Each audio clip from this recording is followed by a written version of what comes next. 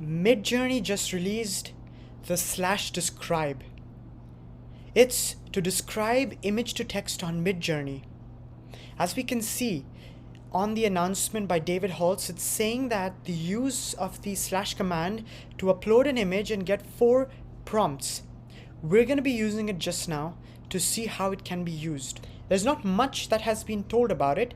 It's just that we can use the slash describe. So I'm going to do exactly that. I'm going to press on slash, and then it's not directly showing up. So I'm going to be pressing on describe, and then we can see it's saying that describe, and that it says that write a prompt based on your image. So we're going to do that. We're going to click on this, and like the blend tool that we had, it gives us an image to upload.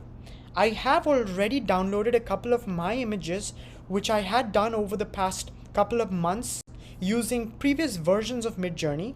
So the images that I have created, and I haven't shown the images anywhere else. So we're going to see if it can actually reverse engineer and give us some kind of different interpretations which are going to be close to the images that I had done in the past. Now, exactly as we have seen now, normally how images would come is that they would have 4 separate variations. With this new describe slash, it's basically looking at the image that I had previously prompted, and it's giving us 4 completely different prompt variations. Now, unlike images where you have upscale and variations, here you have 1, 2, 3, 4 pertaining to the 4 different styles. Now that's really interesting to note. Also, they're giving artistic interpretations like Pique Mondrian, George Jensen, Mariho Maeda. I don't know how much of that would be accurate, but what I'm going to do next is now I'm going to click on all 4 of them, and we're going to see how they compare with the original source image. Now, upon clicking the first time, if you want to make some changes, you can do it right over here. It's pretty similar to how you would do it during a remix. I again have another video about that, how you could remix and you can actually alter while you're creating variations. So it's a similar process for that, but I'm not going to change anything. I'm going to keep it exactly the same. So I click on submit. It's going to be the same for the second one as well. Let's look at a few of them. Straight out of the bat, it looks quite similar. In fact, it's shockingly accurate. However, some of the things that they've also mentioned is they've mentioned names of characters and people that I did not mention, which I'm 100% sure about. But they've also done is that they've kept natural language processing, and they've also given a different comma to give separations like how we used to during version 4. And they've included everything that was there in the actual image as over here. So that is interesting. Now this one is taking a bit more of an abstract kind of a thing. It's going more on a cyborg kind of a thought process. This wasn't that. This was more of a fashion photo shoot. I would say the closest that we are getting to, and I'm actually going to upscale the one that I feel is the closest, is going to be the first variation. So it's going to be the very first one, which is the Cherry Lee with orange catwalk dress and angular makeup in the style of contemporary feels, high contrast, lighting graphic and symmetrical, sleek metallic finish, multicolored minimalism, contrasting shadows, oriental, high resolution. I didn't change anything. I literally just took that, and it's not exactly the same, but you could say that it would probably look like it's from the same kind of a photo shoot. So it's quite nice. Now obviously this is way off the tangent from where we were. The only thing that they did keep similar was the color. Even though it's not exactly accurate to the color representation that we have over here, it's still in that saffron orange kind of a sphere there. And even here they've also added their own abstraction. So I would say that the first variation is the one that is the closest that we have for the first example. So what the describe basically is doing, by my understanding, is that it is reverse engineering any image that you have probably taken or you have prompted, and it figures out a way to give you solutions to that by making its own prompts. Like again, it's giving us 4 separate prompts, but as we can also see, and we've also seen in the previous one, it gives us artistic interpretations or artistic styles like Pierre Mondrian, George Jensen, and now for this one we have Louis Van Barley, Janice Sung.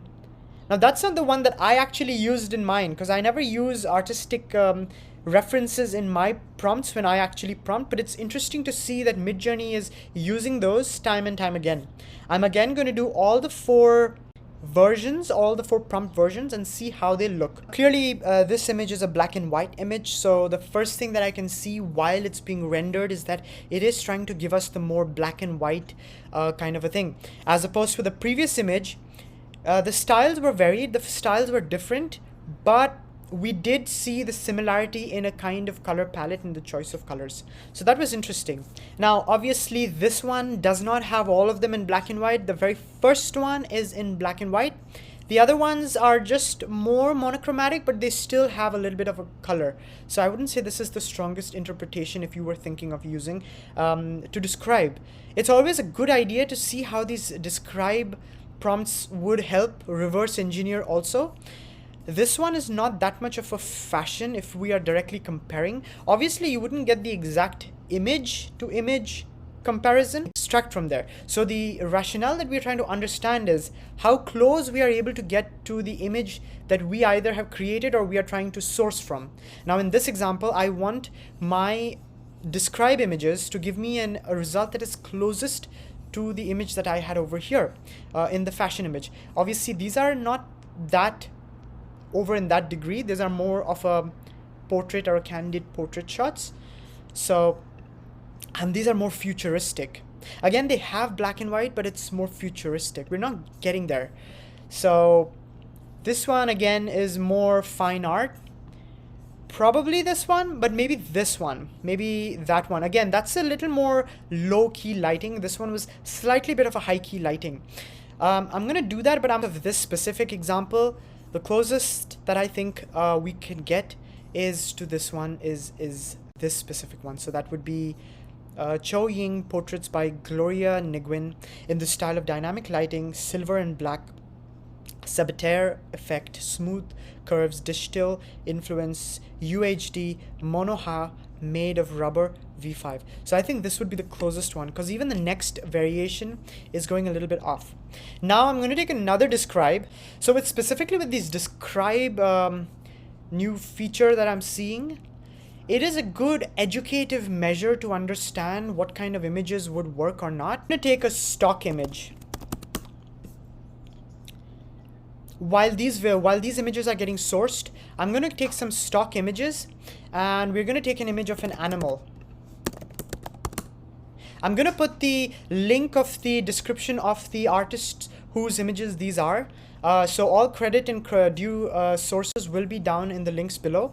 But I'm going to be taking this cute little pug and I'm going to be seeing if Midjourney can now source sample this. We're going to be taking this image made by Charles over here. So I'm going to be downloading this image. While that's up there, we can already see how these 4 are going to be closely related to the image we have over here.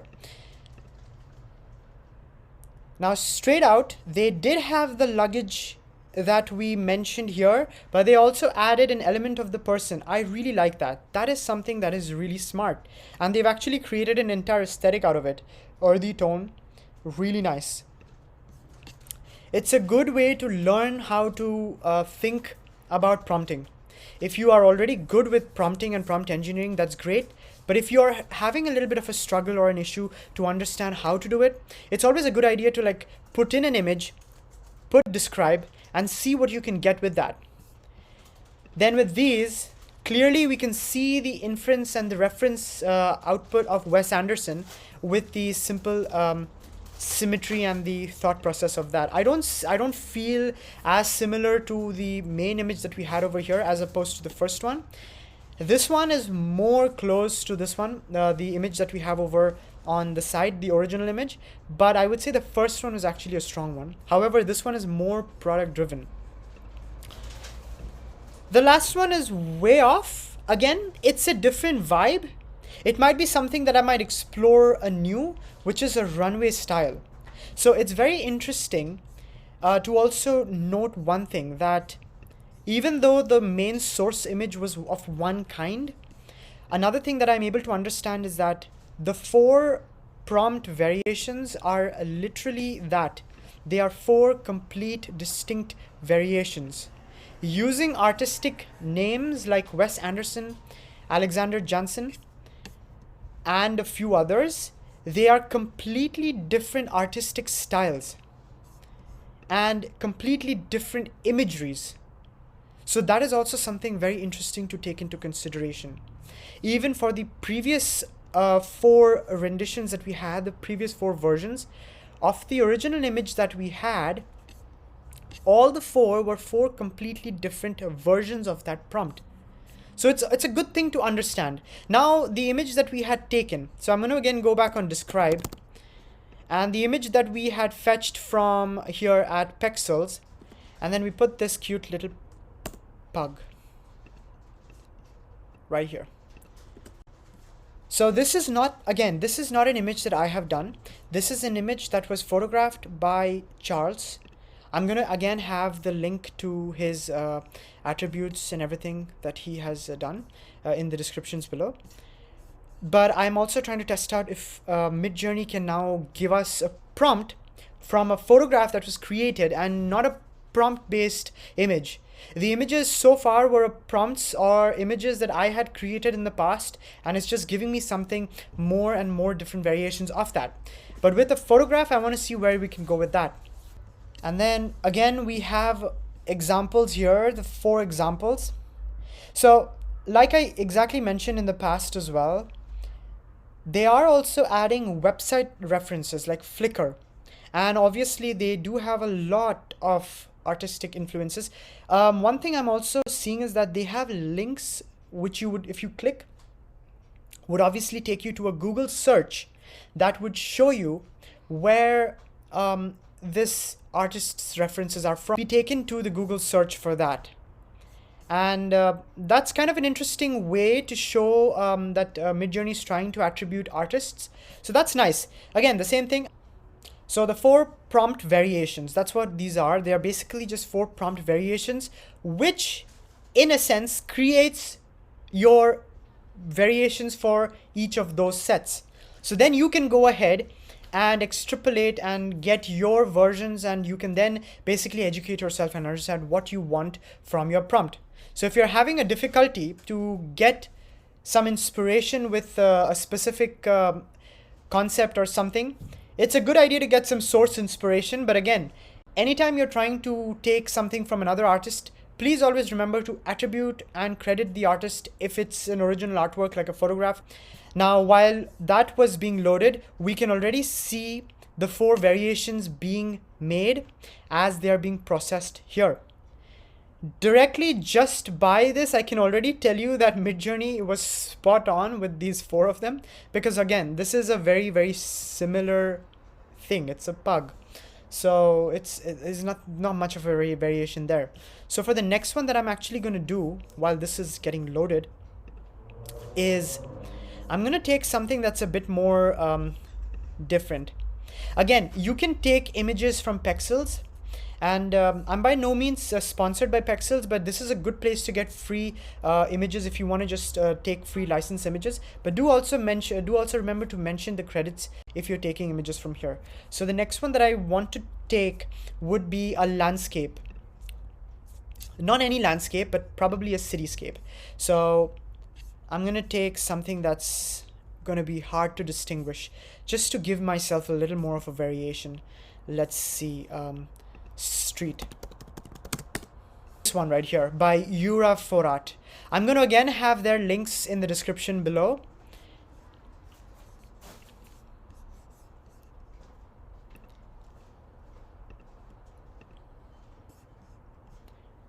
And then this image will also be over there. And then now to compare with our pug over here, it's actually not much to compare because all these images are spot on. I'm going to take the very first one from the last prompt, which was Beautiful small black pug looking away in style of stark black and white photography, Rico GR3, quirky expressions, the Dusseldorf School of Photography, lively facial expressions, minimalist, portraits, group, f64 jump cuts. And it's giving me an aspect ratio. One thing that I have seen is that the choice of aspect ratio is also interesting, that Midjourney is able to understand based on the image that you're also giving. Because the image that I sourced was also kind of an elongated image, it's giving me a 3:2 ratio. For this specific example, all the images are actually smack dab right there. So we have a successful one here. So if you want to get another source, you can exactly put the image and you can get yourself a good source. This is a pretty good source direct comparison to the pug image photographed by Charles, the cityscape.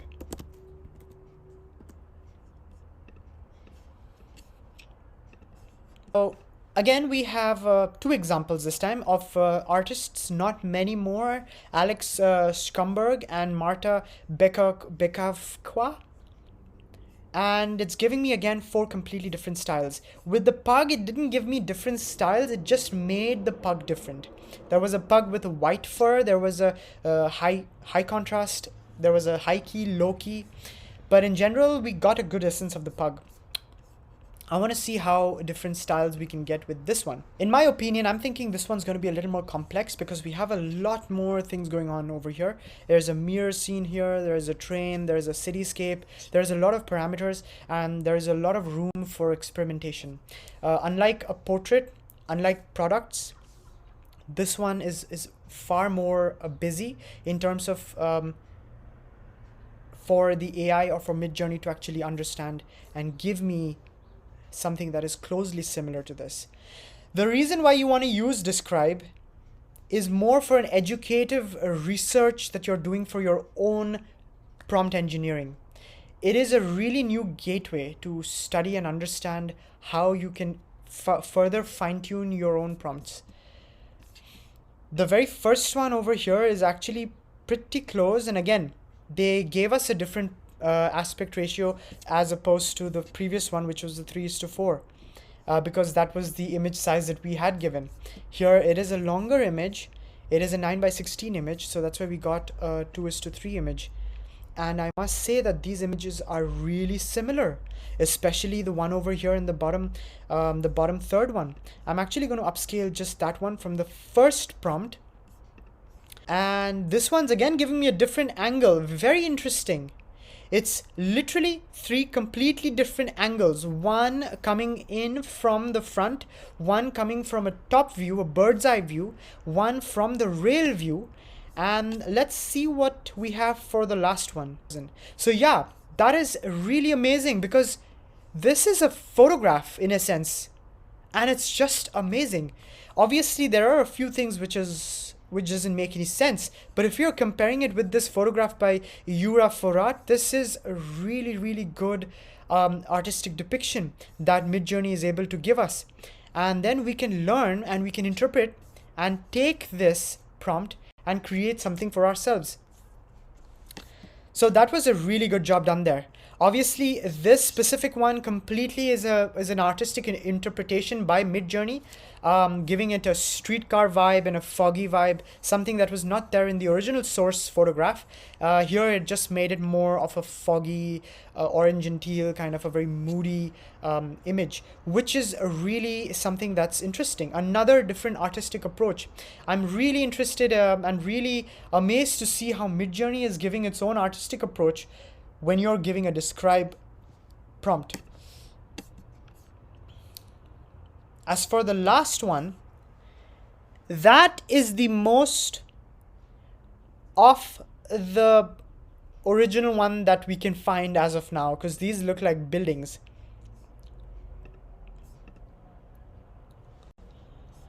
Because these look like buildings. And I think the strongest one that I would say for this specific example would definitely have to be from the very first one, this specific image. And there you have it. One simple trick that was launched by Midjourney today, that is the slash describe, will help you unlock potentials vast and unsurmountable. It's unimaginable how many different ways you can educate yourself now just by using the slash describe. We just saw a few examples from people, products, landscapes, and even pets, animals. And we saw photographs and even AI generated Midjourney images, how accurately and also sometimes how vastly artistically different you can get prompts, prompt assists. So we could call this more like a co-pilot prompt assist that Midjourney is giving for people who want to learn more from any image that you put into this new describe function. I would say this is one of the best functions that is out there, because now it can actually help you in your prompt engineering and prompt journey moving forward in Midjourney.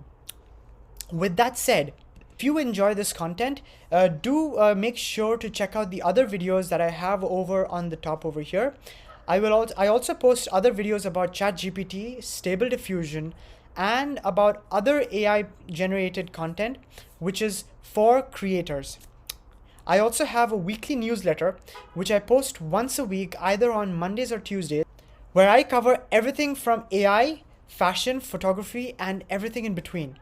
So whether you are an artist or whether you're just an AI enthusiast, that might be a newsletter that you want to be looking into. Do go ahead and check out that one. And I also have a podcast which I have made using 11 Labs, voiced by Echo, which I have created using 11 Labs. There have been already 2 episodes, and we do it once in every 2 weeks. So you can go ahead and check that out, where we summarize and talk about all things AI, and we have all different kinds of conversation over there. With all that said, I hope to see you in the next video. Until then, see you.